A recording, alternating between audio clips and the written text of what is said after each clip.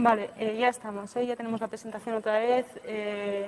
O sea, lo sentimos mucho. He cerrado sin querer la presentación, me he escapado así por las buenas.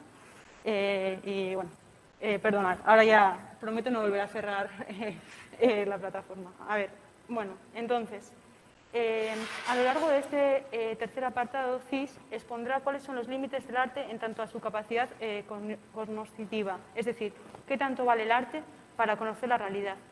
Así pues, empieza remitiéndonos a los clásicos del marxismo-leninismo para acercar una idea concreta. La capacidad cognoscitiva del arte es garante, en gran medida, de la comprensión de momentos y procesos sociales de una forma general, pero concreta. Como he dicho, para exponer esta idea nos remite a las opiniones que profesaban Marx y Engels sobre la obra de Balzac. Y es que Engels consideraba que la lectura de la comedia humana le permitió comprender los cambios sociales acaecidos en la primera mitad del siglo XIX mejor que obras específicas de economistas y estadistas.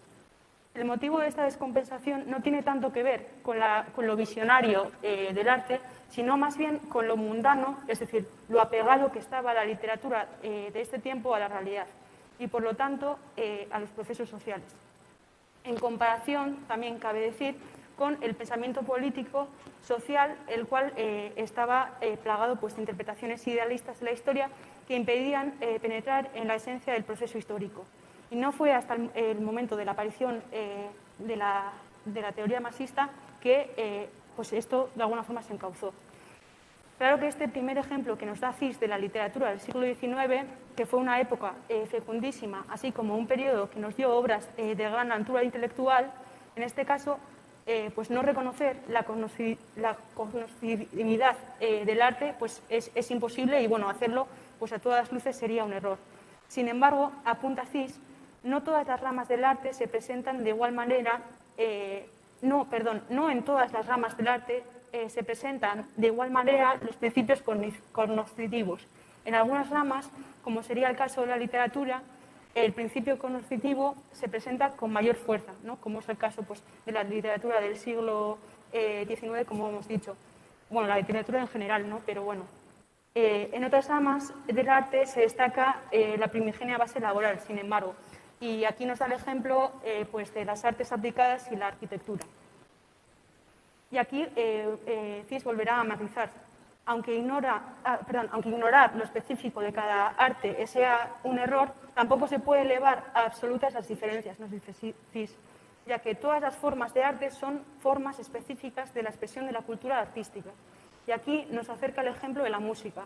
Su especificidad igual no le permite revelar las relaciones económicas, sin embargo, en tanto que es una forma cultural, ayuda a comprender las costumbres, las emociones, los sueños de un pueblo, fruto de determinados sistema de vida, ¿no? Por lo tanto, las funciones cognoscitivas son inherentes a todas las artes, pero los conocimientos que nos proporciona cada una de ellas abarcan una esfera determinada y concreta de los fenómenos de la vida y se expresan de una forma específica. Vale. Y centrándonos pues, en esta categoría general, ¿no? Que compartirían pues, todas las artes, si el arte tiene funciones cognoscitivas, esto implica que alguna relación guarda con la ciencia. Y esta es como la segunda idea, ¿no? que nos aporta CIS en este apartado. Así nos dice que, aunque el objeto y la forma del conocimiento de la vida en ciencia y arte sean distintos, esto no implica que los conocimientos ciencia y arte sean opuestos. Hay que dar por desacertada la tesis que sostiene que la objetividad científica y la objetividad artística encierran sentidos opuestos. Muy al contrario, y leo texto, el arte, al igual que la ciencia, abrevia las experiencias de la vida efímera, ensancha el horizonte del hombre, facilita conocimientos multifacéticos sobre el carácter de la vida de las gentes de diversas épocas y en países distintos. Revela la esencia de los fenómenos vitales, descubre en ellos facetas que en la habitual experiencia de la vida no son accesibles a cualquiera. El arte es siempre un descubrimiento. Incluso fenómenos de la vida ampliamente conocidos, incluso en fenómenos de la vida ampliamente conocidos, descubre facetas que permiten hallar algo extraordinario en lo ordinario y viceversa. Para ajustar esta idea que tanto ciencia como arte comparten esta característica de un conocimiento que atraviesa el tiempo y que el arte también tiene que ver con el descubrimiento, que esto comúnmente pues lo relacionaríamos más pues con la ciencia, ¿no? Cis, al que claramente le preocupa mucho que no le tuerzan la palabra y por eso pues siempre está aquí equilibrando, ¿no? Y haciendo caja de bolillos con ejemplos, nos aporta dos posiciones. Dos posiciones, como decía, pues eso, para ajustar esta idea que tanto ciencia como arte comparten características concretas. Por un lado, la del esteta suizo Robert Enach y por otro, la del crítico teatral norteamericano Howard Taubman. Vale. En su artículo La ciencia y el arte, Robert Enach afirma que leyendo cualquier obra de Shakespeare, el lector extrae conocimientos menos profundos acerca de la época en que transcurre la acción que las proporcionadas por investigaciones científicas. Howard Taubman, por otro lado, ¿no? en contraste y pues dirá, ¿no? En una crónica sobre el Jardín de los Cerezos, representada en Nueva York por el Teatro de Arte de Moscú. Tenemos ante nosotros el Jardín de los Cerezos. Acaba de ser trasplantado a la escena el mundo en el que vivió Chekhov, quien supo explicar mejor que cualquier doctor historiador por qué cambió radicalmente aquel mundo. Entonces, como decía, pues estas dos visiones pues, polarizadas nos las presenta Cis simplemente pues, para llegar hasta el punto a la justa medida a la que quiere llegar, ¿no? Y sobre Robert Enach dirá que es cierto que el arte no puede suplir, ¿no? al manual de historia, pero que esta limitación o esta característica más bien es la que le permite mostrar cómo se comportan esos procesos en lo concreto, en la dimensión humana, ¿no? Por otro lado, sobre Howard Taubman, señalará que la verdad no es únicamente aquello que el arte no puede explicar, sino que también el fruto de esos procesos que es precisamente a lo que sí puede atender el arte. Taubman estaría mezclando esto al equiparar la obra de Chekhov con la ciencia histórica. Y es así que Cis matiza esta afirmación categórica de lo mejor que cualquier doctor historiador, procesada por el crítico de teatro, con otras palabras que pareciera que está diciendo lo mismo, pero que es totalmente distinto. Y dice, Chekhov explica el mundo de tal manera que el historiador no podría hacerlo. No hay sustitución, sino hibridación de arte y ciencia histórica.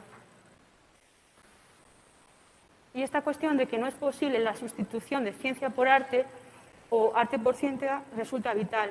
En este punto, Cis nos hace ver una preocupación de los años 60, época en la que se empieza a gestar la sociedad del consumo, así como las sociedades con un aparato de pensamiento científico que avanza a pasos agigantados. Pensemos que en el 55 pues empieza la carrera espacial y, bueno, y Cis nos dice que tanto que se admira el poderío científico es necesario prestar atención a lo que enseñan las cabezas del pensamiento científico, como sería el caso del físico soviético Feinberg.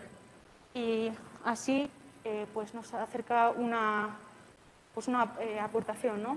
La literatura y el arte de Feinberg, quiero decir. La literatura y el arte en su conjunto constituyen un sutilísimo y sapientísimo instrumento de la humanidad, capaz de captar lo que se le pasa por alto a grandes filósofos y de comprender y explicar lo que no puede comprender ni explicar racionalmente ninguna ciencia.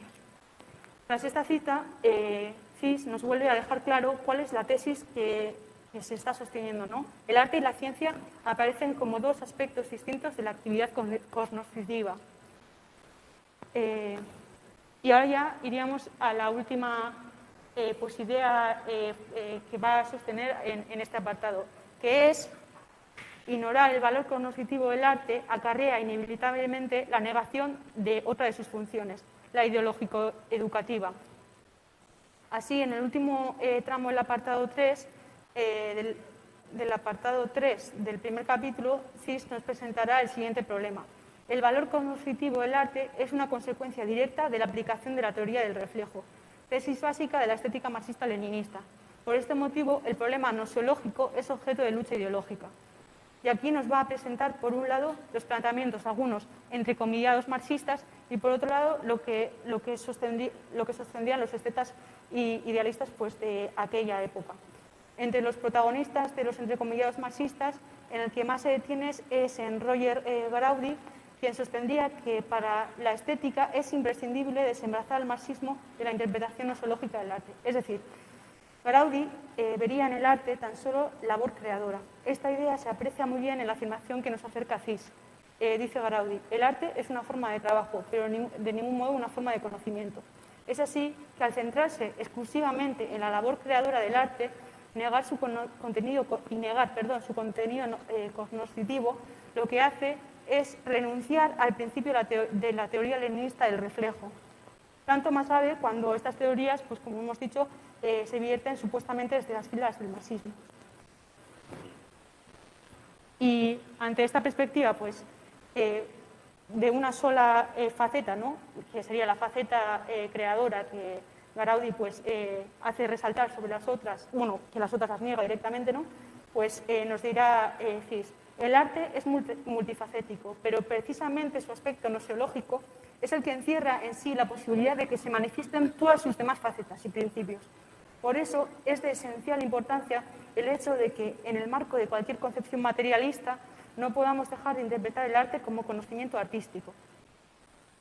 En cuanto a la estética idealista de los años 60, bueno, él hablará de los estetas contemporáneos, pero claro, nosotros tal vez tengamos que hablar de ellos como pues los estetas de los años 60, sin embargo, eso no implica que aún hoy pues, queden residuos de estas, o sea, se presenten de la misma forma pues estas teorías, porque sí, porque aunque las cosas evolucionen, pues se solapan los tiempos también. Bueno, CIS nos dice que metodológicamente se limitan siempre a negar el valor cognoscitivo del arte. O sea, que es un desastre porque directamente dicen, la niegan y no justifican, ¿no? El que sea o sea, que tenga valor cognoscitivo. Y ejemplifica esta idea con la afirmación del filósofo neotomista francés Jacques Maritain, que dice, está claro que si el arte fuera un medio de conocimiento, se hallaría muy por debajo de la geometría, ¿no? Pues aquí se ve muy claramente lo que nos decía CIS. Otro ejemplo de las tendencias antinoseológicas, ya que el idealismo pues, tiene muchas formas de liar las cosas, sería las intuitivistas. En este caso, los intuitivistas no niegan la capacidad cognoscitiva del arte, sino de la ciencia. Declarando insolvente el pensamiento racionalista, fracasada la razón y la ciencia, sostendrían que la intuición artística es la única forma de conocimiento, ya que no tendería a expresar leyes generales, sino a expresar lo individual, en el que los intuitivistas encontrarían el objetivo final pues del conocimiento, ¿no? Sobre unos y sobre otros nos dice CIS que son tendencias metafísicas y lo justifica de la siguiente forma. Ambos entienden la ciencia y el arte como dos formas cualitativamente distintas de la actividad cognoscitiva, sino como dos fenómenos no correlacionables por principio. De ahí que también su correlación se presente como una alternativa. Solo la ciencia o solo el arte puede tener valor cognoscitivo, ¿no? Esto es lo que le achacaría a estas tendencias pues, metafísicas.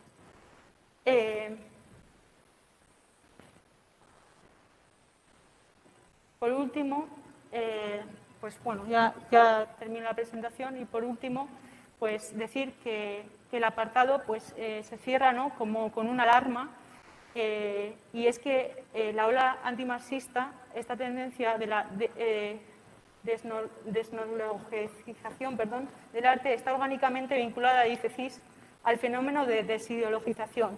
Ambas entienden... ¿no?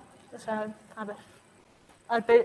o sea, que no es coincidencia que se esté tendiendo, ¿no?, a querer pues apartar el arte de la capacidad de conocer el mundo, ¿no? No es una coincidencia y tiene que ver también con la desideologización. Uno y otro se asientan en la negación fundamental de las tesis marxistas-leninistas, según la cual la naturaleza social del arte se halla indisolublemente vinculada a las funciones ideológicas. Y bueno, esto sería la presentación.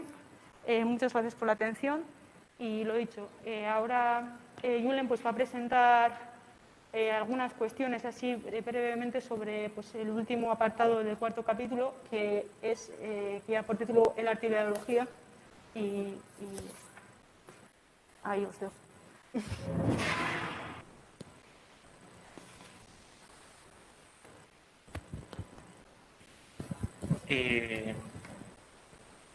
Bueno, como ha dicho Anne, yo voy a presentar el último apartado, ¿no?, el cuarto de este capítulo, que se llama El arte y la ideología.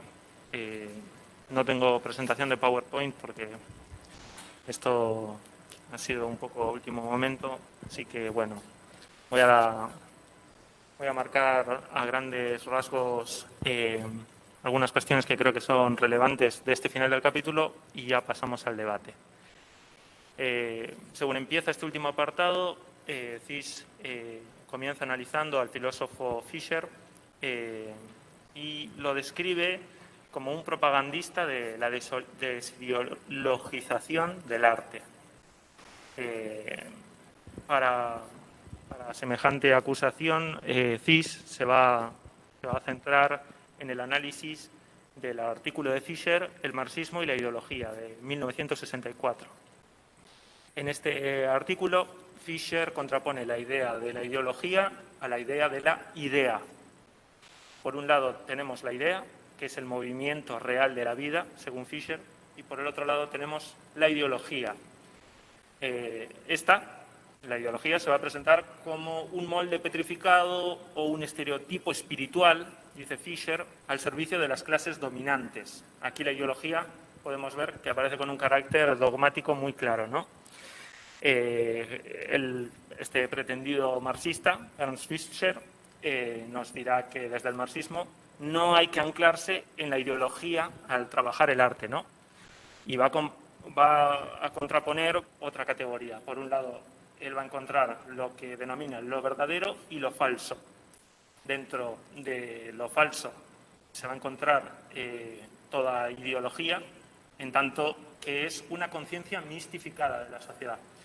Y por otra parte, va a hablar del marxismo como ciencia que tiende a la verdad, sin especificarlo ni detallar, ¿no?, de qué se trata el método del materialismo histórico. Fischer, además, advierte que la unión de los dos conceptos, ¿no?, ideología y marxismo, equivale a unir conceptos como ciencia y utopía. Este es el ejemplo que usa, ¿no?, entendiendo la ideología como un concepto utópico. Además, por último, Fischer nos dirá que el propósito del arte es siempre el mismo, ¿no?, descubrir la alienación de las sociedades, luchar contra las condiciones inhumanas de la vida y, al fin y al cabo, humanizar las relaciones sociales. Por último, un apunte más. Fischer nos dirá que el arte y la ciencia unen a los pueblos y a las sociedades, y sin embargo la ideología provoca la desunión. Cis se encarga de exponer el pensamiento de Fischer porque cree que es muy necesario para asentar las bases de lo que va a ser la estética marxista-leninista.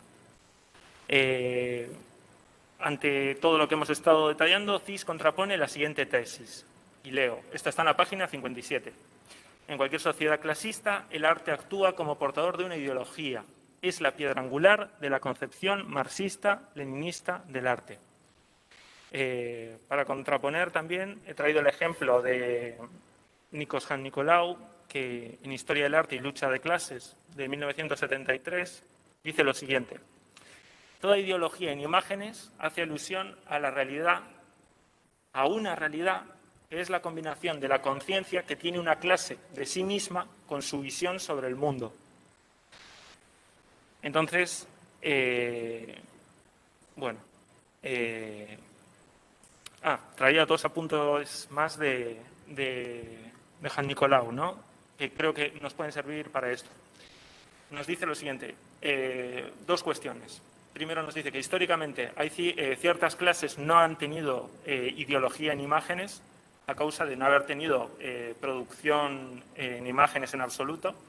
Y por otra parte nos dice que la ideología en imágenes de las clases dominantes impregnan muy fuertemente en las ideologías en imágenes que provienen de las clases dominadas.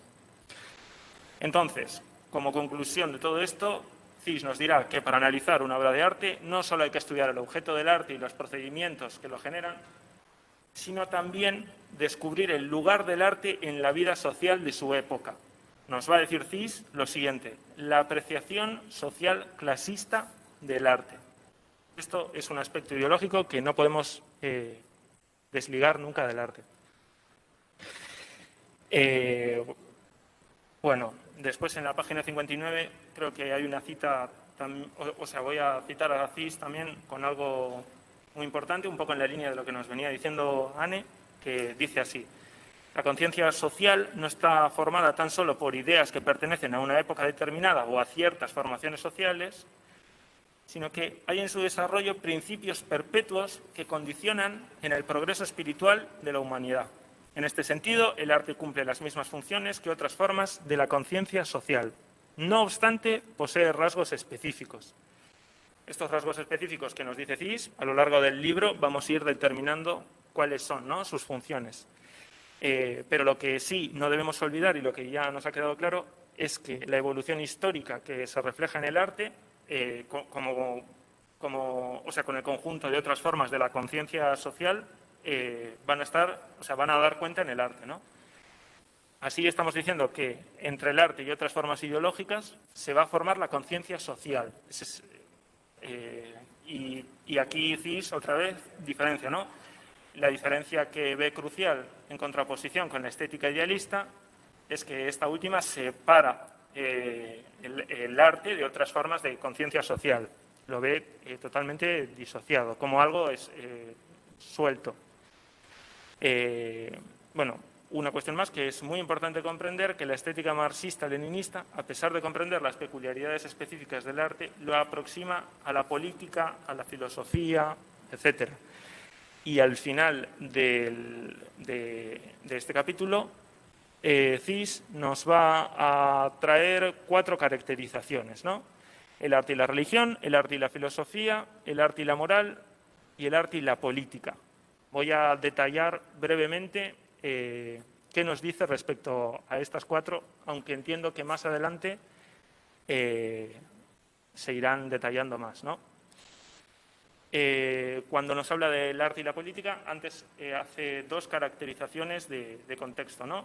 Nuevamente vuelve a recurrir a la estética idealista y nos dice que, según esta, el arte y la política son de naturaleza completamente distinta. Tienen funciones completamente diferentes. Por un lado, la política es algo temporal y pasajero y por otra parte, el arte es algo trascendental y que atañe al conjunto de la humanidad. No importa en qué momento histórico. Es algo que siempre va a ser, pues esto, trascendental, ¿no?, lo que he dicho. Por otra parte, también para la estética idealista, si el artista hace política, pierde total sentido su creación. Por lo tanto, solo puede hacer arte si se mantiene por encima de las clases sociales y al margen de la lucha política, porque de lo contrario contaminaría su creación artística, ¿no? Por otra parte, Cis no solo caracteriza la estética idealista, sino que también nos habla de aquellos sectores que pretenden politizar el arte y establecer vínculos entre el arte y la política, vínculos estancos, vínculos que no van más allá del transcurso de la historia, ¿no? Nos dice que esto es una versión nihilista del arte y que se da en momentos cruciales de la historia. No no es una lectura del arte en un sentido político amplio de la historia. Cis comprende que disociar el arte de la política es una forma de predicar ideas reaccionarias. Yo esto no lo he comprendido muy bien, pero lo que dice Cis es que para el momento en el que él escribe esto, que es en el 1976, las personas cada vez se están incorporando más en las esferas políticas y que cada vez Cis habla más de que las personas se convierten en un ser político. Entonces, que la disociación entre política y arte no es posible. Yo, eso, insisto, no lo he terminado de comprender muy bien, pero sin embargo, sí creo que en la página 63 lo explica, o sea, aquí sí me queda más claro, ¿no? Creo que esto es importante traerlo. Leo. La estética del marxismo-leninismo, a la vez que proclama la dependencia del arte respecto a la política, rechaza todo simplismo en la interpretación de dicha dependencia. El simplismo y la vulgarización en este ámbito estriba en considerar el arte únicamente como un medio de propaganda de las ideas políticas, restringiendo su contenido a la mera proclamación de consignas políticas. Yo al leer esto pues se me ocurría el ejemplo de traer la canción de Silvio Rodríguez del 1975, ¿no? Playa Girón, cuando el artista, el poeta, se pregunta, ¿no? En la segunda estrofa dice: ¿qué tipo de adjetivos se deben usar para hacer el poema de un barco sin que sea sentimental? Fuera de la vanguardia o evidente panfleto. Justamente parece que Silvio se ha leído, ¿no? a Cis aquí en esta dicotomía del artista. Sigo. Ya los que quedan es el arte y la moral, el arte y la filosofía y el arte y la religión. En el arte y la moral, Cis nos dirá que los problemas son compartidos entre el arte y la moral desde la primera formulación. Ambas, el arte y la moral, tratan al individuo y a la sociedad. Dado, según Cis, que lo estético implica lo ético. Y nos va a decir que el arte revela ciertas cuestiones. Estos son los caracteres humanos. El arte además representa a las personas como miembros de una sociedad y, por último, caracteriza a la sociedad misma. Entonces, de esta manera, el arte asume ciertos principios morales, los refleja y, por otra parte, combate a otros, ¿no? Esta es la relación que nos marca Cis. Por otra parte, cuando caracteriza el arte y la filosofía, nos dirá que el arte siempre está vinculado a la filosofía, porque conlleva un sentido filosófico el arte. Y el arte siempre expresa un ideal social determinado. El ejemplo que trae Cis es la relación del arte y la filosofía a través del subtexto, ¿no? Que es del subtexto que puede tener la reseña de un objeto artístico. Sea un objeto, puede ser un cuadro o una película o un libro, ¿no? Estos pequeños textos que encontramos como reseña de la obra de arte se presentan como una figura ideal del arte.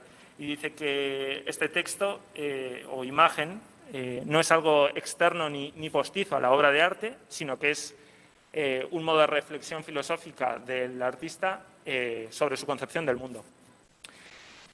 Por último, nos dice una cosa muy importante que dice que se ve claramente en el cine, en el caso de la cultura de masas, que es que los sistemas filosóficos incluyen sobre la gente, no de manera directa, se incluyen, ¿no? Los sistemas filosóficos, no de manera directa, sino a través del arte, sus posiciones. Por último, en el último apartado, Cis nos habla del arte y la religión y nos dirá que tienen algunas similitudes, como es el índole emocional y la fantasía. Habla de estos dos.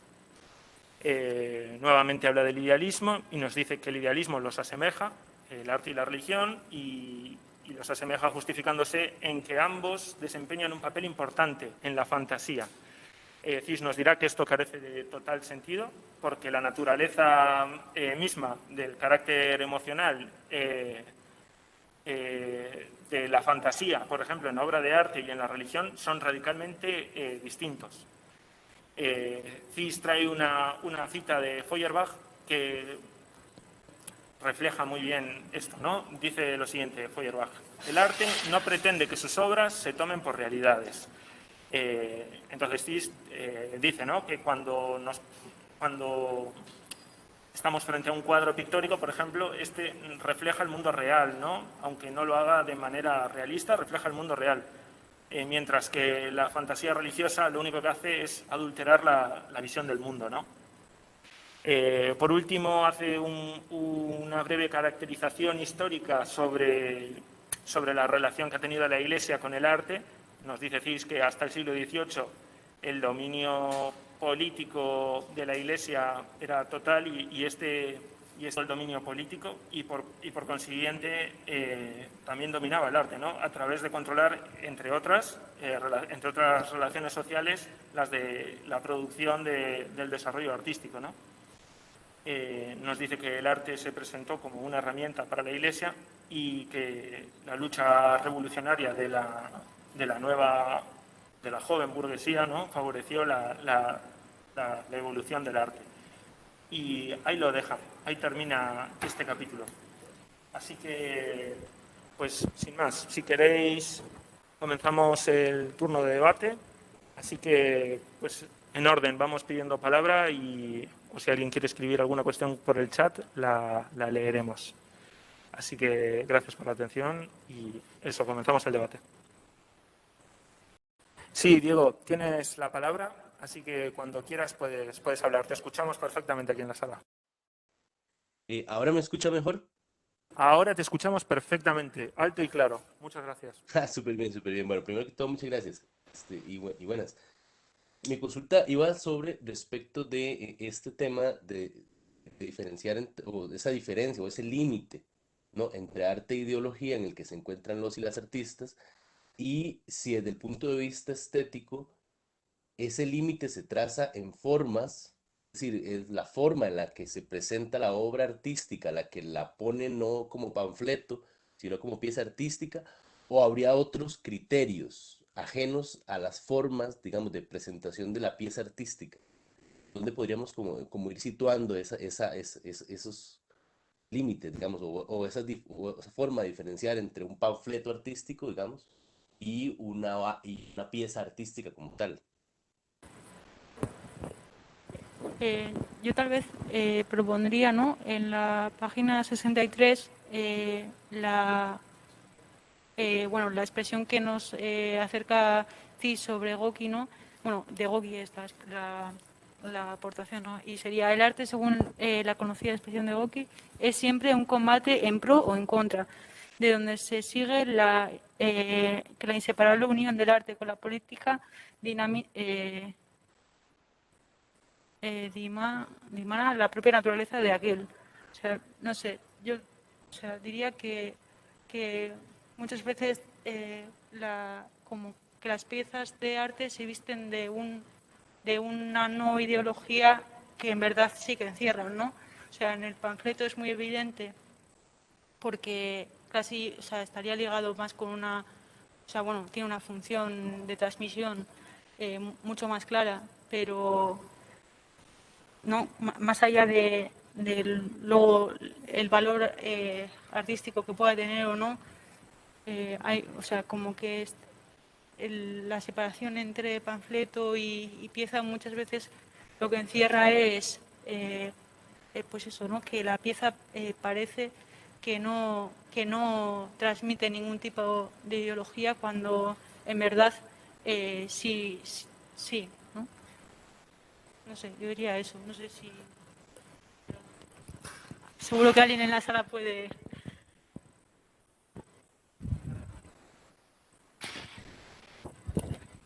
Leandro ha pedido la palabra, pero antes Gerardo ha levantado la mano, así que tienes la palabra, Gerardo, cuando quieras, te escuchamos. Hola, buenos días, ¿me escuchan? Se escucha, Buen día, ¿me escuchan? se escucha perfectamente. Gracias, Gerardo. Gracias. Sí, bueno, a mí me gustaría un poco, bueno, primero que nada, muchas gracias por este espacio. Un saludo desde acá, desde México. Quisiera un poco abonar en la reflexión sobre la pregunta que se planteó. Creo que lo deja muy claro, así es en cuestión de lo que refiere conforme lo político y lo moral, ¿no? En cuestión de el proceso creativo del artista. Si bien, pues refiere, ¿no? Que pues ahora sí que el artista está envuelto en una estructura, pues de la cual hay completamente ideologías, todas unas posturas morales, pues que vamos arropando, ¿no? Entonces, en el proceso creativo, creo que aquí es donde lo deja marcado, ¿no? De las inclinaciones que tienen ah, en cuestión de mostrar lo que estás socialmente generándole algunas cuestiones al artista, ¿no? Por eso, pues refiere en una de las páginas, ¿no? En producción, en la página 65, de cómo hay una cantidad de películas que depravan al espectador, la exaltación directa de la animalidad en una multitud de bestsellers. Entonces creo que aquí pues está marcando algo que creo pues es muy relevante en las posturas de CIS en cuestión de pues cómo construir pues cierto contexto a través de las obras artísticas, ¿no? Y aquí pues entra todo lo político y lo moral, que creo pues sí hay una división muy clara en tanto las producciones artísticas, ¿no? Porque yo me ponía a reflexionar sobre las contraculturas y todos los movimientos artísticos contraculturales que existen, ¿no? Donde está bien marcado todo lo político. Vayamos a un ejemplo, el activismo, los paste-ups, a todas estas cuestiones que enmarcan pues toda una ideología sobre la necesidad de cambiar pues la moral o hacer reflexionar o entrañar todas estas cuestiones, ¿no? Entonces, creo que sí, ahí lo deja un poco pues a reflexionar y sobre todo a poner pues fenómenos que se viven actualmente, ¿no? Y sobre todo con disciplinas de arte contemporánea o vayamos también al arte urbano, ¿no? Que sobre todo siempre está interviniendo los espacios públicos, por así decirlo, ¿no? Que ya va fuera, pues, de ejemplos que pone como las obras de teatro, el cine, a la literatura, ¿no? Vayamos más como a estas esferas en donde, pues, hay como una dinámica en donde el artista quiere referir, pues, ciertas expresiones, pero pues se interpreta de diferente manera, ¿no? Pero bueno, ya sin abundar tanto, creo esa es una de las reflexiones que me hermanan. Gracias. Muchas gracias, Gerardo. Muy interesante lo que comentas. Voy a darle la palabra a Lander, que la ha pedido antes, pero antes leo lo que dice el chat. Nos dice Nanet de Vergara, nos dice lo siguiente. En medio de la reciente guerra hay una sobreexposición de las imágenes, algunas de ellas brutales. Allí opera una estética del morbo que sin duda busca influenciar la opinión pública en uno y otro sentido, o más bien en favor o en contra. También muy interesante. El texto permite explicar muy bien este momento, sí, es cierto. Totalmente de acuerdo, Nanet. Le doy la palabra a Lander.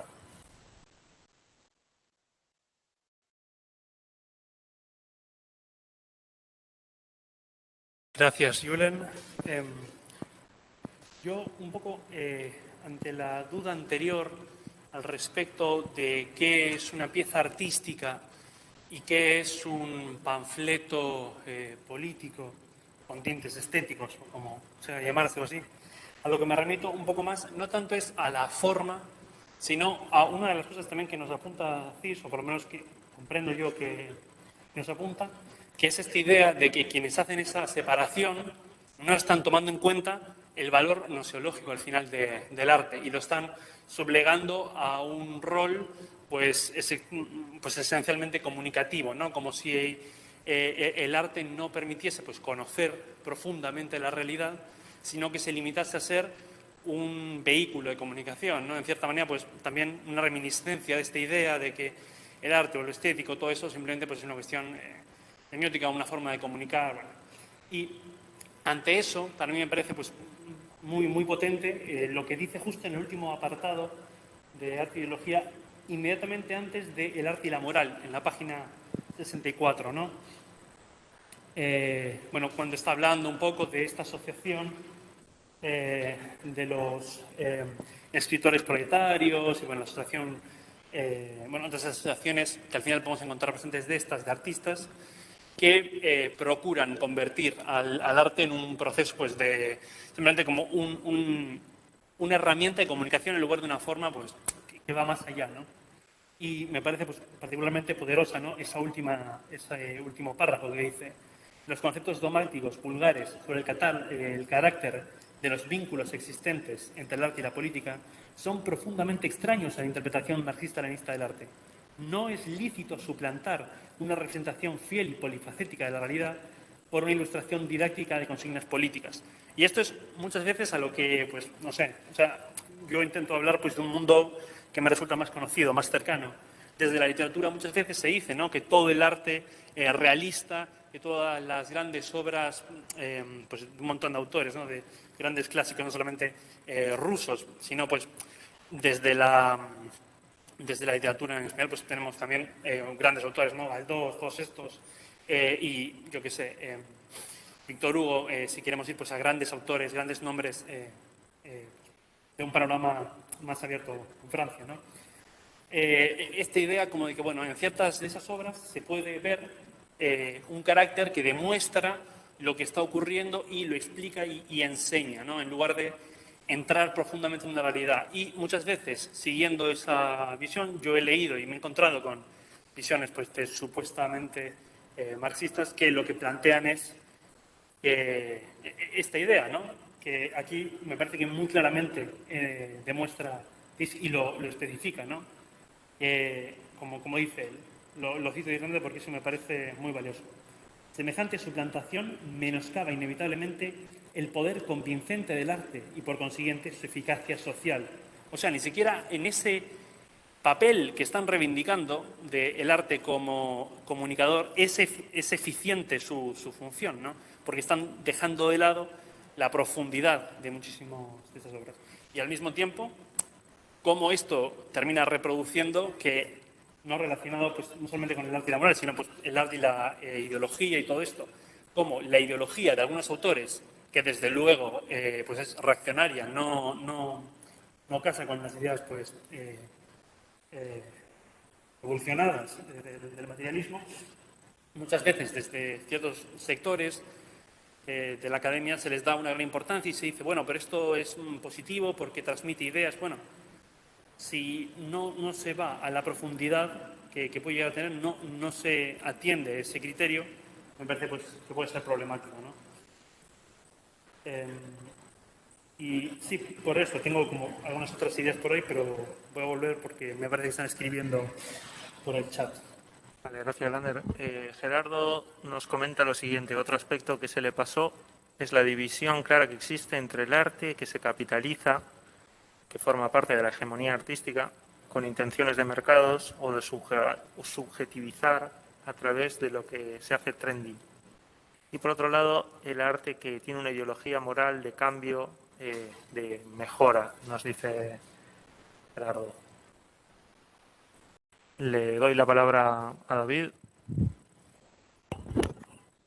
Pues bueno, sobre el mismo debate, yo creo que primero hay que tener en cuenta que CIS nos está acumulando una serie de dimensiones de análisis que va empezando por lo más abstracto y que todas las definiciones y el avance de los capítulos va desplegando el análisis.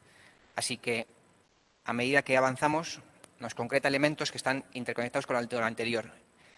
Y en todo momento, como ha señalado Anne lo ha expresado en la idea de encaje de bolillos, porque CIS va explicando los polos en torno a los cuales se mueve el arte y los problemas de absolutizar alguno de esos polos, ¿no?, que sería caer en la confusión que el marxismo ha llamado metafísica, ¿no?, en vez de comprender la totalidad compleja a través de la cual se desplaza el arte, o se desarrolla el arte.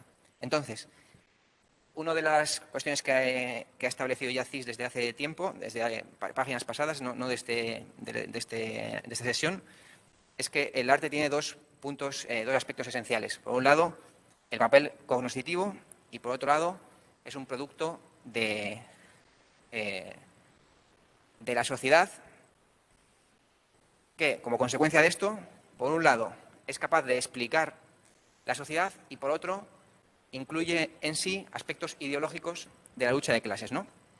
Entonces, tiene un aspecto, por un lado, esclarecedor, cognoscitivo, y por otro, de visión de época de una clase específica en un momento específico.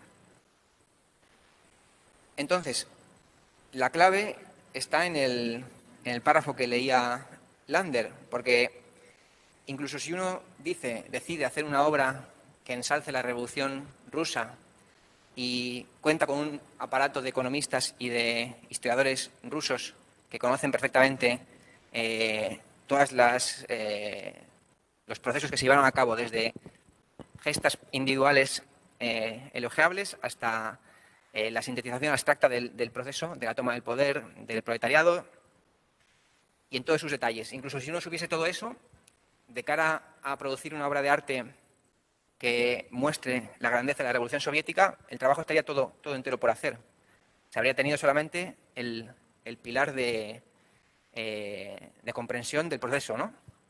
Pero encontrar lo que comenta Cis, ¿no? Los tipos, esos caracteres que van a conseguir expresar en una figura todo un proceso social, ¿no? Como la madre de Gorky expresa en una protagonista toda la politización de las clases trabajadoras rusas. Pues es todo el trabajo específicamente artístico el que estaría por hacerse.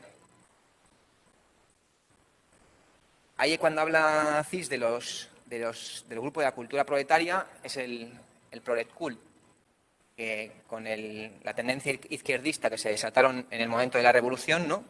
Las tendencias hacia considerar que todo lo que había ocurrido hasta entonces merecía ser quemado por la historia, ya se llegaba a conectar con posiciones del futurismo, que ya vimos también en el año pasado en el seminario, como Josep Renau también decía que él había tenido esta enfermedad infantil de querer romper la victoria de Samotracia porque se habían llegado a una nueva época, y ya el único contenido que podía tener el arte era la pura propaganda, ¿no? Pero es que incluso, por más que lo que se pretenda sea evidenciar la grandeza de un periodo histórico y el impulso, o por más que lo que se pretenda sea impulsar a través del arte la participación de las masas, eso media, para que funcione como expresión artística inspiradora, no solamente como una frase general o un conjunto de conocimientos sociológicos, económicos, que animen a la actividad política, sino como una forma inspiradora en la cual, a través de una situación concreta, una serie de situaciones concretas, se caracterice una época y que se clarifique esa época a través de una situación específica, ¿no? Este doble juego, que es el que también nos ha explicado en estas páginas Cis, pues ahí se mueve la expresión artística. El peligro panfletario sería entender el arte solamente como una decoración de la consigna, ¿no? Cuando lo que tiene que hacer el arte es crear esos tipos. Gracias, David. Respecto a esto último, ¿no? Recordaba pues un debate que tuvimos pues eso, el año pasado. Una de las cuestiones que se planteaba entre la incomprensión entre el pueblo y el artista y el pueblo, ¿no? En el texto que vimos el año pasado que decía David, ¿no? De Renaud, él contraponía el proletkult a cómo Lenin criticó, ¿no? Esta manera de entender el arte. Y quería traeros una cita de Lenin de 1920 que dice lo siguiente, dice: la cultura proletaria debe ser el desarrollo lógico de la suma de los conocimientos que la humanidad ha ido acumulando bajo el yugo de la sociedad capitalista, de la sociedad de los propietarios feudales y burócratas. Lenin opone, ¿no? Pues no sé cómo llamarlo, pues el laboratorio, ¿no?, de experiencias estéticas del Prolet Cult a una acción creadora de las masas, ¿no?, que se apoderan de esa herencia cultural de su pasado, no negando ese pasado histórico, sino comprendiéndolo. Bueno, que antes se había planteado la duda de a qué se podía referir CIS en las páginas 62 y 63 sobre el mayor papel de la política, y bueno, ahí se está refiriendo simplemente a todo el desarrollo de la sociedad burguesa a lo largo de todo el mundo y el desarrollo de las movilizaciones de masas y la implicación política de todos los trabajadores, que era algo que en el siglo XIX y siglos previos no existía, ¿no? No a ese nivel. Pensando en toda el salto a la arena política de todo el campesinado ruso, de los millones de chinos, de la India, que hasta entonces habían estado sumidos en relaciones precapitalistas, relaciones de dependencia personal, relaciones semifeudales, y en un siglo millones de la población saltan a estar mediados por relaciones mercantiles, a mayor o menor grado, y a afrontar la opresión imperialista, la explotación imperialista y la explotación burguesa, y saltan a la arena política. Mientras que hasta entonces, pues el cacique del pueblo, el cura, habían mediado todo esto, ¿no? Y aquí el ejemplo se ve muy bien en las sociedades donde quedan todavía residuos feudales, como puede ser en el campo, en las provincias más atrasadas de España, en la guerra civil, aquí con los requetés, en los cuales, a la hora de decidir si el requeté es el campesinado, bueno, en toda España, pero aquí, por ejemplo, en Vitoria, en Álava fue muy, muy potente, ¿no? El campesinado reaccionario del campo que será azuzado sobre el peligro de la democracia, el peligro del liberalismo, el peligro del socialismo, el peligro del ateísmo, y que sirvió a las filas del franquismo para derrocar la República, ¿no? Bueno, pues aquí en Vitoria ha habido requetés a los que se les reclutó simplemente por reunión de los cabezas de familia, y allí se decidía cuántos hombres ponía el pueblo para pelear, y allí a nadie se preguntaba por su inclinación política, ¿no? Entonces, es un salto a la sociedad burguesa, con todo lo que eso implica, con la politización de los trabajadores y también de las mujeres, que también es un salto importante. Y luego, muy interesante también, lo de la politización de la vida privada y cómo en algún punto entra en contacto con el lema feminista de la misma época, de que todo lo personal es político, aunque CIS no llega a esa utilización, pero apunta a que lo político está muy, muy presente. Vale, gracias por el ejemplo, David. Diego Zárate había levantado la mano, luego la ha bajado. No sé si quieres, tienes la palabra. Si no, pues nada. Vale, gracias.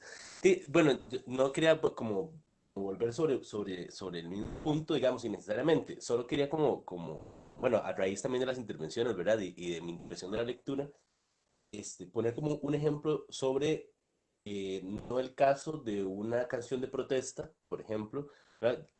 También en la sesión anterior hablábamos de música y también se ha mencionado, sino, por ejemplo, si la valoración estética de una canción, por ejemplo, de amor romántico. ¿Verdad? Podríamos pensar, o deberíamos pensar, digamos, a raíz de todo esto, ¿verdad?, que esa canción también podría ser interpretada desde un punto de vista puramente panfletario, digamos, de una agenda de agitación, pero no necesariamente con una política concebida como el ejercicio del poder representativo, sino más bien es como un arte que es militante, pero de valores de la sociedad que ni siquiera se ven como valores políticos, ¿no? Entonces, yo pienso que pues, ya en esos casos es un poquito, o sea, me parece que es cuando esa teoría es muy útil porque podemos desmontar esa aparente neutralidad de algún tipo de arte que sin llegar a ser puramente como panfletario, no sé, la categoría me sigue siendo un poquito imprecisa, ¿verdad? Pero que de alguna forma está siendo militante de ciertos valores burgueses o históricos. Era básicamente como esa consideración adicional. Gracias, Diego. Le doy la palabra a Lander, que ha pedido.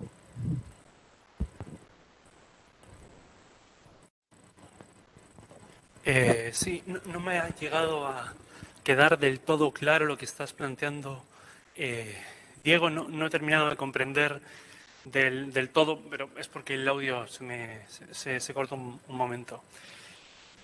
No he terminado de comprender un poco cómo es que dices que en ese caso, o sea, yo, a ver, en el caso puntual que estás diciendo, sí que interpretaría pues que existe efectivamente un contenido ideológico y que está ahí y que está lejos pues de ser neutral. O sea,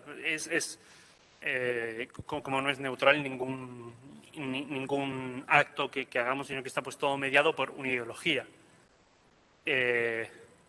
O sea, que participa de la misma ideología de la que participamos todos en nuestra sociedad, en ese sentido. O sea, como no termino de comprender un poco cuál es el punto. No sé si podrías repetirlo para que pues, por lo menos me quede un poco más claro a mí, porque me pareció un punto sumamente interesante, por lo menos por lo que he podido entender un poco.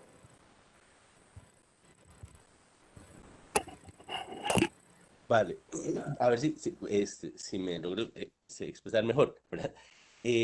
Bueno, la consulta, bueno, inicial y el conflicto inicial, ¿verdad? Va precisamente como en esos criterios para poder diferenciar entre como ese arte que se queda atrapado únicamente como en la apología política, digamos que en el mismo texto y en la misma exposición presentado como, ¿verdad? Como panfletario, de un arte con un valor más estético, digamos que es apreciado o que hay una serie de criterios que permiten diferenciar entre uno y otro, ¿no? Como que esa fue la pregunta, mi reacción inicial y como la consulta. Y digamos, como a raíz de las intervenciones, ¿verdad? Me vuelco ahora a pensar en justamente en las expresiones artísticas que aparentemente no se presentan como panfleto, que se presentan todo lo contrario, como entretenimiento, y puse el caso de música de amor romántico, que es un ejemplo, digamos, sería como una especie de música aparentemente apolítica. Pues, ¿verdad? Como que aplicamos una serie de criterios para analizar el arte que podría tener una vinculación directa con la política, como el arte militante.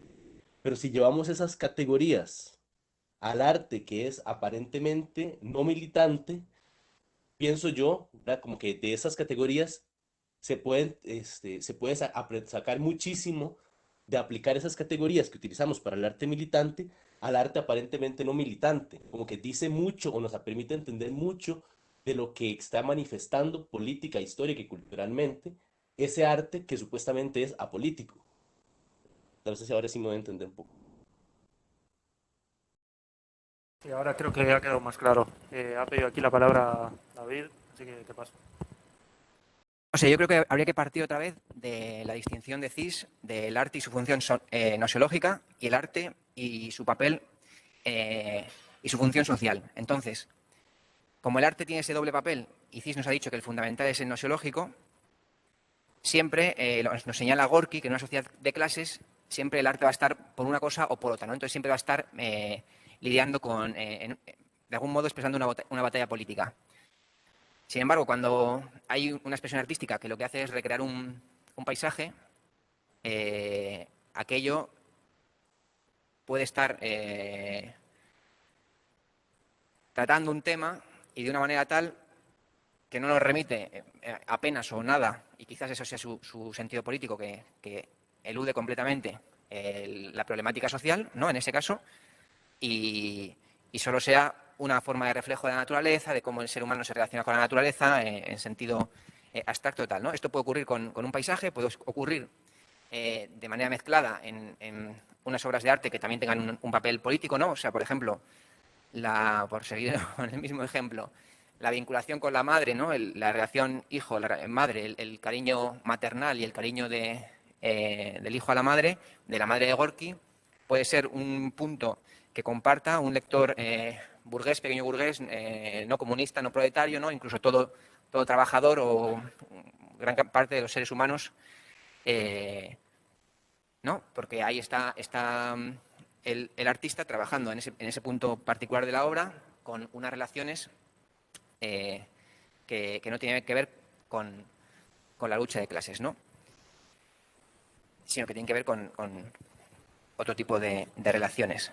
Y otro tanto, cuando estamos pensando en canciones o poesías que tengan como tema central el amor sexual individual moderno, que es como lo llama Engels en El origen de la familia, propiedad privada y el Estado, de las cuales las primeras formas clásicas, identifica Engels, son los poemas provenzales del siglo, igual me ayuda Lander, XII. Entonces, vemos una dedicación por parte de artistas a esta nueva forma de relación humana, que es el amor sexual individual moderno, que queda calificado por Engels como la mayor conquista moral alcanzada en el seno de la monogamia, en la cual ya la relación hombre en general, aunque ya no necesariamente, pero la relación de pareja se sostiene por vínculos de amor recíproco, no por exigencias de que el hombre tenga una reproducción, o sea, tenga una descendencia legitimada suya, ¿no?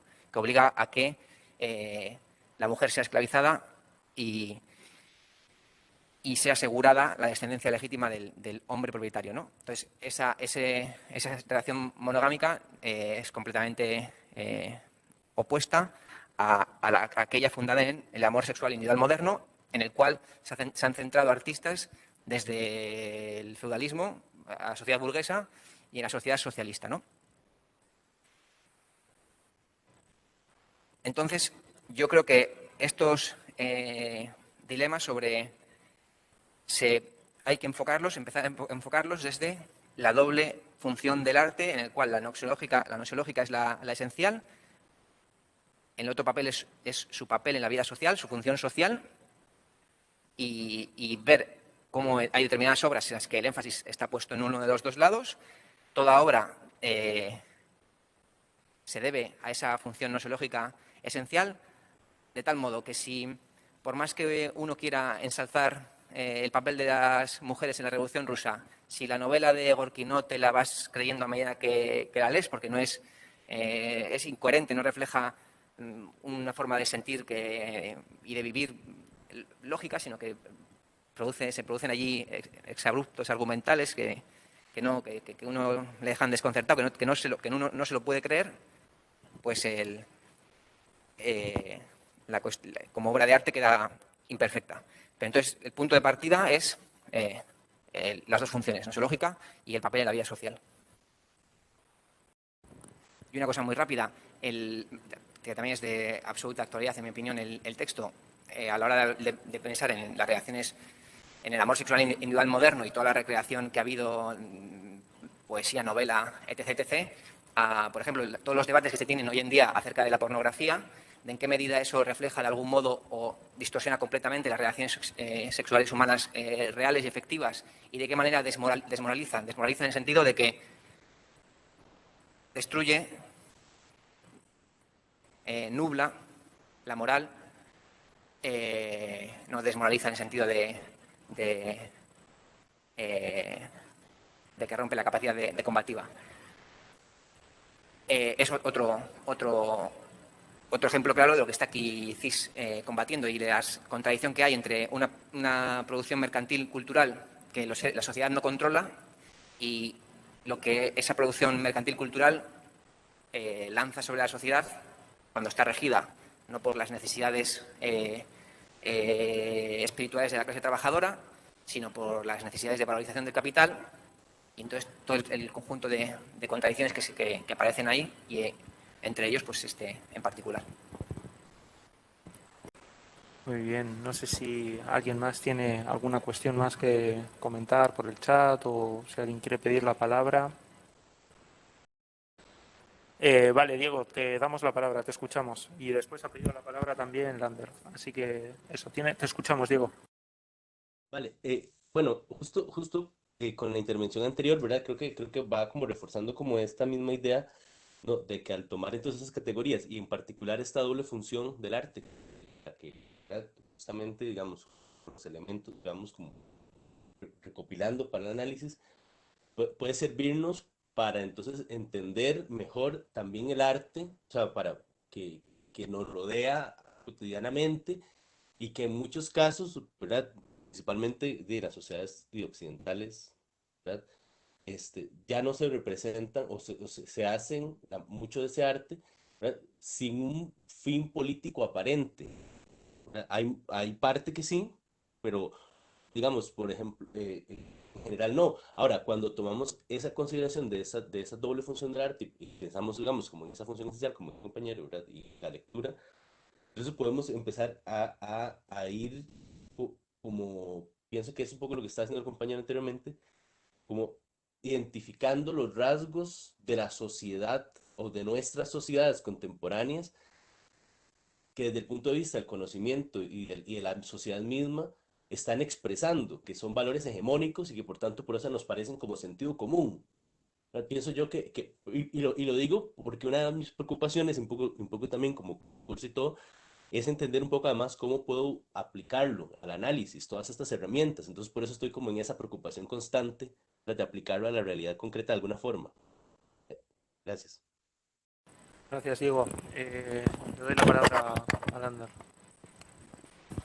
Bueno, no sé si más gente también pues por la virtualidad se le ocurre también como pues ¿no? ideas al respecto de todo esto que se está comentando. Yo pues, iba a comentar una cosa distinta, como relaciona con, de hecho, con la pasada sesión, que me había quedado ahí como un poco en el tintero. Como estaba presentando, pues no me metí en berenjenales, pero voy a volver un poco a esta cosa de Diego. A mí me parece que, pues que sí, que bienvenido sea y que ese es pues, ¿no? Una de de las utilidades, pues al final de estudiar estas cuestiones, ¿no? Que al final pues, se puede servir para más comprender en profundidad funcionamientos, después pues un desarrollo, pero me parece que, ¿no? Como ya lo hemos dejado, ¿no? O sea, pues lo hemos leído del propio autor, ¿no? Que son dimensiones que están claras, que están patentes ahí y que es verdad que hay que tenerlo en cuenta. Yo supongo que mientras que vayamos avanzando pues en la lectura interiorizaremos mucho más la forma de, pues eso, de cómo refleja el arte pues estos aspectos y de cómo pues funciona, ¿no? Y de nuevo, ¿no? Como todo esto tiene que ver también con un poco lo que habíamos estado trabajando antes de pues, cómo, cuál es la utilidad particular del arte y cómo actúa dentro pues, de ese reflejo de la realidad que es y de esa cuestión creadora. Para mí es una cuestión que pues, supongo que iremos viendo un poco más cuando vamos avanzando con el texto, porque seguro que está allí. Pero de nuevo, ¿no? Insisto que si más personas pues por allí en la instancia se les ocurren comentarios a este respecto, pues les escuchamos atentamente, para no repetir aquí todo el tiempo lo mismo. Y hubo una cuestión que a mí me quedó un poco en el tintero también de la sesión pasada, y es una cuestión que también ha tenido reminiscencias en esta misma al respecto en el cuarto apartado, ¿no? del último, digo, el primer capítulo, que es el de la religión y el arte, ¿no? Y cómo hay una función pues creadora y en eso se fundamenta pues gran parte de todo la unión entre estas dos dimensiones, pues de la mano de teóricos idealistas y tal. Y me parece pues muy poderoso, ¿no? El comentario de Ciste, bueno, de lo que nos está hablando, pues una iglesia no es un elogio a la divinidad, sino pues a la capacidad creadora, no a la arquitectura como creación del ser humano. Y había una cosa que me llamaba muy la atención pues de la anterior sesión, que era al respecto del realismo, ¿no? Y cómo el realismo, en principio, funciona como o sea, que no hay que entender realismo como una reproducción perfecta, inmediata, una copia pasiva, ¿no?, pues, de la realidad, sino como esta lógica de la teoría del reflejo. Y cómo, ¿no?, comparándolo con, o sea, o poniendo, por ejemplo, pues las obras de Goya, esta podría ser metafórica o todo eso, ¿no? O sea, esa cuestión de que no se trata de una reproducción completamente inmediata y pasiva de la realidad. No recuerdo ahora mismo exactamente en qué páginas estaban del texto de la anterior sesión. Pero al respecto de esto, pues me resulta muy interesante porque me he encontrado muchas veces con obras de arte que tocan estos temas, ¿no? Que tocan estos temas pues de lo religioso, tocan temas utilizando un lenguaje o una forma de presentarse, como decía Cis, ¿no?, oscura, metafórica, y que sin embargo siguen siendo un reflejo de la misma realidad. Y a mí, pues lo que me suscita es qué tan elástico puede ser eso, ¿no? Qué tanto de eso, porque está claro, ¿no? Cuando menciona cómo, pues, los modernistas pretenden que su arte no se relacione con la realidad, tienen esa pretensión, sin embargo es un arte que se está relacionando con la realidad, ¿no? Mi inquietud es qué tanto, o sea, qué tanto puede despegarse esa forma que se está haciendo y ese lenguaje al final, ¿no?, de la realidad, o valerse, como dice pues en este capítulo, de tópicos religiosos, de tópicos mitológicos, y aún así seguir hablando de la realidad. Y no sé si es simplemente una cuestión de, vale, que tenga en cuenta una ideología cabal, verdadera, ¿no? Pues esto que está editando la estética marxista-leninista, o si siempre va a estar condicionada. Tengo un poco esa duda, también un poco en relación a algo parecido a lo que dices, ¿no? Vale, pues desde la creación o desde la propia percepción, ¿no?, de las obras. ¿Cómo lo entendemos? ¿Hasta qué punto, o sea, cómo podemos trabajar con eso? Porque está claro, por ejemplo, que el mismo ejemplo que pone, ¿no?, que la Sagrada Familia pues no es un elogio a la Sagrada Familia, sino a la labor artística, pero es difícil cuando media allí una ideología que no es la marxista-leninista, ¿no? No sé si he sido del todo claro, pero es una inquietud que tengo, ¿no? Qué tan oscuro, qué tan metafórico puede ser un lenguaje, y también qué utilidad tiene al final pues el recurrir una y otra vez pues esos tópicos o temas mitológicos, religiosos, que estamos acostumbrados, que entendemos pues que esto pues también está hablando de nuestra sociedad y no otra cosa más que de eso.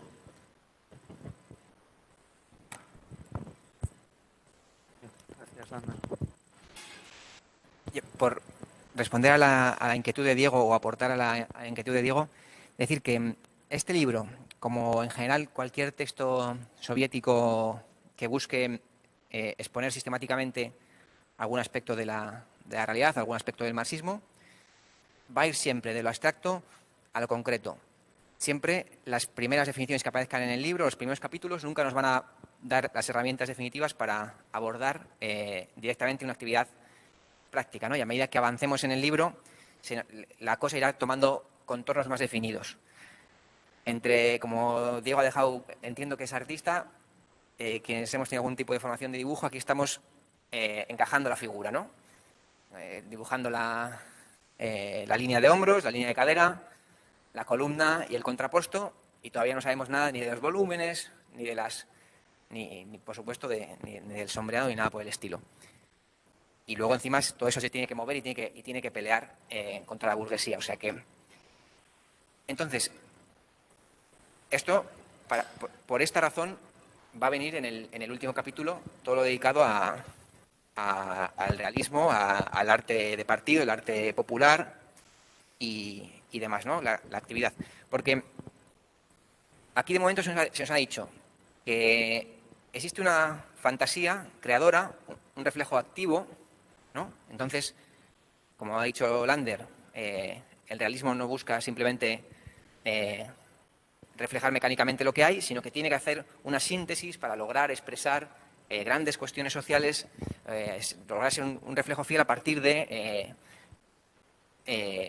una historia, una imagen, bueno, sí, una imagen concreta, ¿no? Incluyendo en imagen, como veremos en el siguiente capítulo, también a las propias historias, al propio un protagonista, ¿no? En estética se le llama también una imagen, ¿no? Todo eso queda condensado en el concepto general de imagen.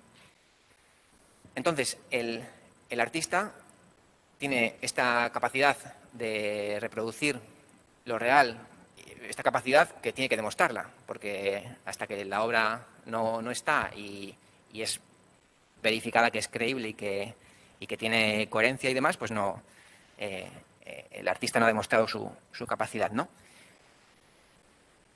Y encima lo que nos había dicho Cis también es que esta producción está en el seno de una sociedad de clases, entonces ya no simplemente si refleja o no refleja aspectos de la realidad, porque como ha comentado Diego, alguien puede estar dedicándose a reflejar todos los aspectos de la realidad que de ninguna manera se vinculan con las necesidades del proletariado, por ejemplo, ¿no? En un momento histórico determinado. Pero claro, aquí también para ver de qué manera un arte se puede vincular a las luchas por la superación del modo de producción capitalista, hay que tener en cuenta en qué etapa histórica se encuentra el proletariado, ¿no?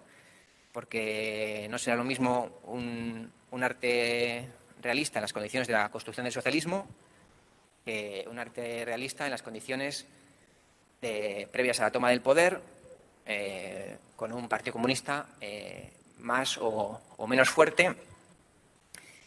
De modo que para atender la inquietud que presenta Diego, tendríamos que tener en cuenta un montón de situaciones concretas que ni siquiera van a estar en el libro de Cis. El libro de Cis nos va a dar unos planteamientos generales. Ya está ahí lo que quería compartir. En mi opinión, de la pregunta que ha comentado Lander, pues podríamos pensar en todo el uso que siguen teniendo y han tenido las fábulas como herramienta educativa de niños y que a través de animales refleja con mucha claridad ciertos valores morales que ha buscado, ¿no?, transmitir la sociedad, y ese recurso poético, pues ahí está presente. ¿Hasta qué punto? Pues será terreno de exploración del propio arte, y habría que ir viendo obras concretas, ¿no? Pero lo que está claro es que se puede hacer comprensible fenómenos sociales no a través directamente ni siquiera de sujetos humanos, sino de animales o otros vehículos, otras imágenes. Yo sí quería hacer un apunte, porque cuando has dicho la cuestión, o sea, bueno, eso, que el arte no puede representar simplemente la realidad y ya, claro, o sea, cuidado, porque hay ahora tendencias, ¿no?, como el realismo especulativo, ¿no?, que vienen a darnos la vuelta a la tortilla y decir, ¿no?, que, o sea, como que el idealismo en la actualidad no, o sea, no se desliga de la realidad en tanto a que quiere generar una realidad más allá de lo real. Al contrario, aboga por lo real más allá de lo humano, ¿no? Entonces, pues, toda esta cosa, ¿no?, de que el mundo ya existía más allá de lo humano, ahora también en nuestra facultad, pues en la Facultad de Arte de la UPV-HU, aquí en Euskadi, pues bueno, asistimos a discursos pues que dicen, ¿no?, como que hay que relacionarse con las cosas dejando a la cosa ser en sí, ¿no?, sin la mediación del humano en ello, ¿no? Entonces, pues estas tendencias así un poco como primitivistas, pues son un idealismo así como un poco basicorro, pero que tiene muchísima potencia en el contexto actual. Entonces, pues cuando estaba leyendo el apartado este de arte y la realidad, claro, sí que reconozco, o sea, me preocupaba eso, ¿no?, como que en esta diferenciación, ¿no?, el idealismo siempre quiere imprimir sobre la realidad, o sea, se desliga de ella o quiere imprimir desde la idea en la realidad, ¿no? Claro, pero, o sea, eso todavía hoy existe y sin embargo también, ¿no?, pues asistimos también a otras, a otras evoluciones, ¿no? Del pensamiento idealista. No sé si igual pues, en otros lugares también estos discursos empiezan a calar o si, no sé si lo habéis percibido. O sea, bueno, eso, sin más, señalar esto, ¿no? Los peligros también de cómo evoluciona la ideología dominante y la filosofía dominante. Claro, pues esto habría que haber leído bien a la corriente filosófica, pero a mí lo que se me ocurre plantear es que el marxismo también reconoce que existen unas leyes objetivas en la realidad, ¿no? Y que el marxismo toma las cosas como son. Entonces, cualquier arte realista tiene que comprender las cosas como son, no como quiere que sean. Entonces, en ese sentido, que la existencia objetiva es independiente de la conciencia, ahí coincidiría con el... ¿cómo se llama la corriente esta? Con el realismo especulativo. Pero claro, según nos compartes, esta conclusión lo único que busca es desentenderse de la acción humana transformadora. Entonces, claro, ahí estamos en un particular tipo de absolutización, ¿no? Porque el ser humano, a través de la actividad práctica, a través del trabajo, entra en relación con la realidad objetiva, se ve obligado a comprenderla para transformarla y entonces toda su comprensión de esa realidad objetiva va destinada a un proceso activo, ¿no? Entonces, si nosotros somos sujetos pequeño burgueses en condiciones acomodadas y a las cuales no nos interesa por ningún sentido las luchas que engendra continuamente el modo de producción capitalista y solamente nos interesan las cosas objetivas para su contemplación, pues uno puede irse a descansar a filosofías de este tipo, ¿no? Pero cuando uno tiene que comprender las cosas para ver de qué manera se insertan en la sociedad o de qué manera su producción artística relacionada con ellas va a tener una inserción en la sociedad, y no en la sociedad así como en abstracto, sino en el seno de la sociedad burguesa, donde hay países sometidos por el imperialismo, pueblos enteros en condiciones de vida muy difíciles, e incluso en las sociedades capitalistas, ¿no? En millones de pobres en el seno de Estados Unidos, pues entonces ya uno está en otra posición completamente distinta, donde se le exige, su interés, su necesidad transformadora le exige conocer la realidad, pero no se conforma con conocerla, ¿no? La tiene que conocer, la desarrolla artísticamente y encima está intentando pensar de qué manera esto puede ser una herramienta más en la lucha emancipatoria, sin tampoco exagerarla, ¿no? Porque sabemos que, bueno, no, decía Lenin que el arte es tuerca y tornillo de la revolución, ¿no? De toda esa gigantesca máquina revolucionaria. Entonces el papel es importante, es específico, es insustituible, pero no es absoluto.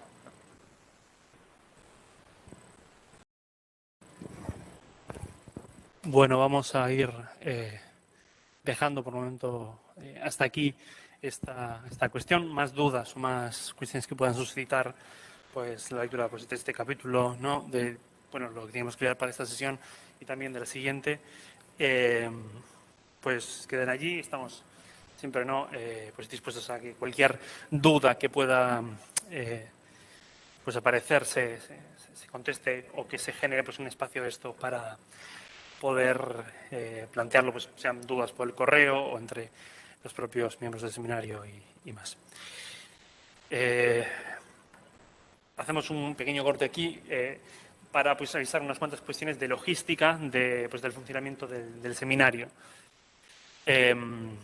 Como, espero que ya sepa, ¿no?, la gente que participa de este espacio, tenemos muchas de las sesiones del anterior ciclo subidas al canal de YouTube del seminario, que funciona en cierta manera como un espacio donde vamos volcando el trabajo que hacemos. Incluso creo que alguna de las jornadas que hemos hecho con invitados y componentes pues están allí también disponibles.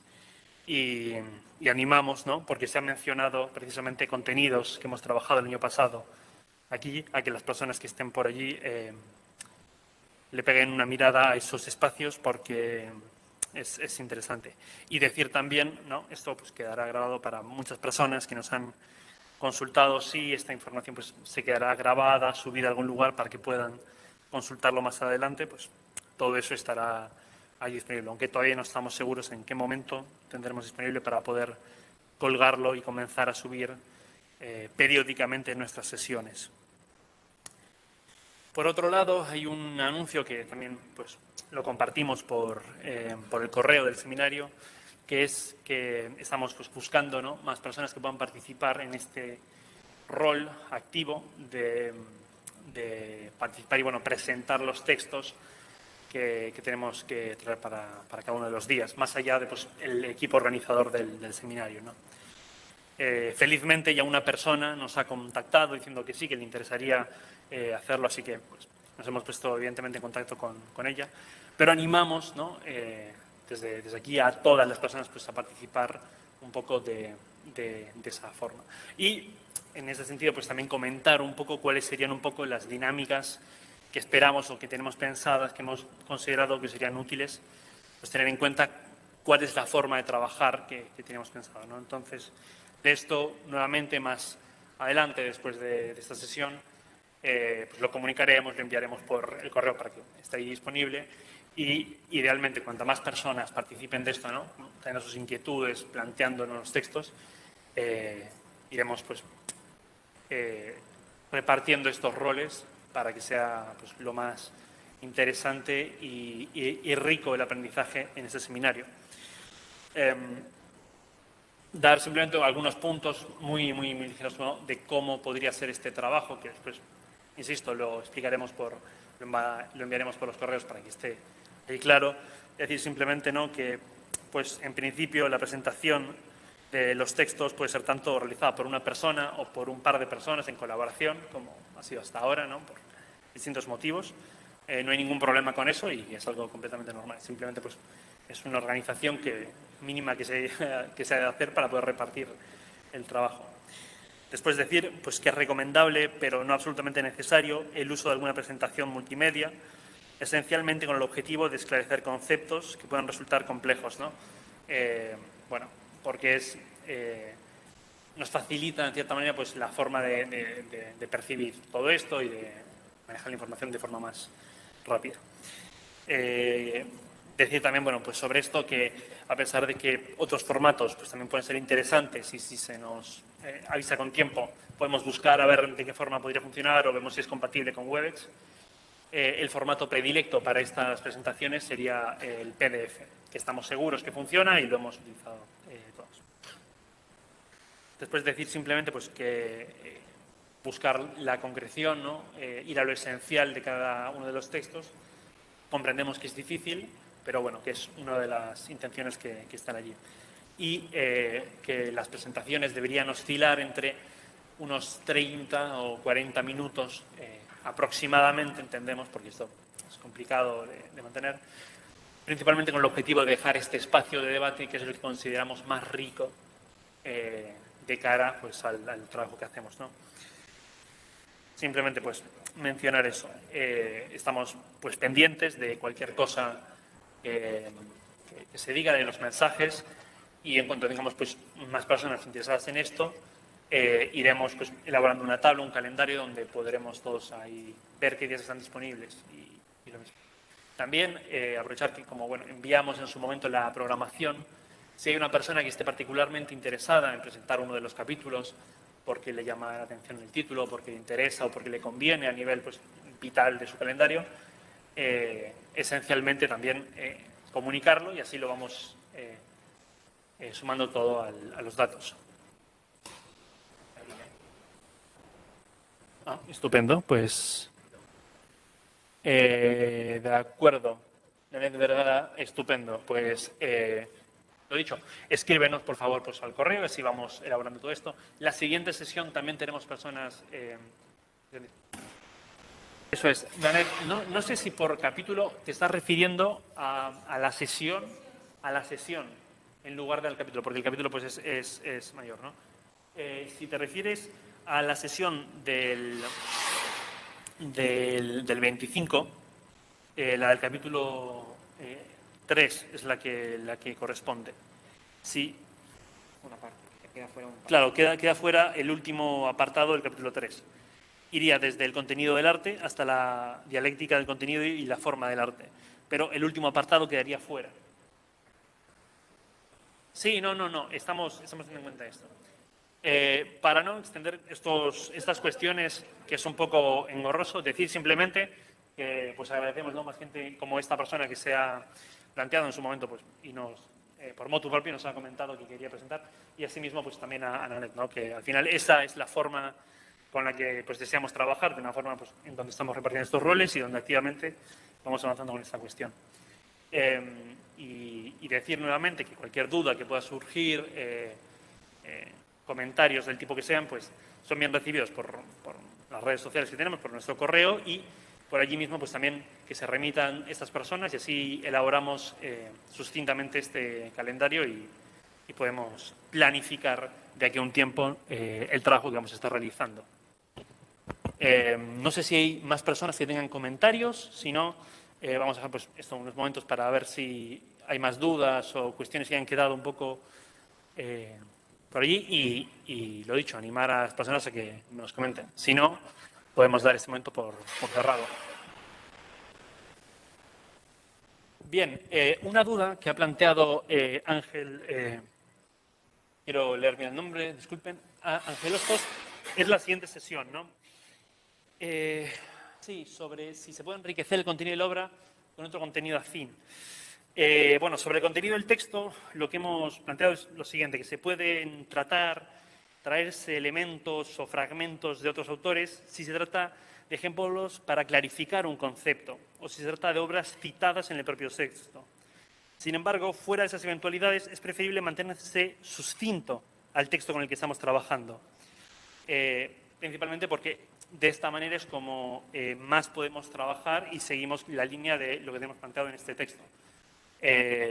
Si se cumple un poco con esas cuestiones y si se mantiene en esa línea y se trae una obra o determinado autor o un planteamiento particular para explicar un concepto, nos parece que es adecuado. Pero bueno, todo esto está pues, por ser comentado y ante eso pues, simplemente se pone en contacto con las personas del correo y allí nos esclarecemos cómo puede funcionar eso.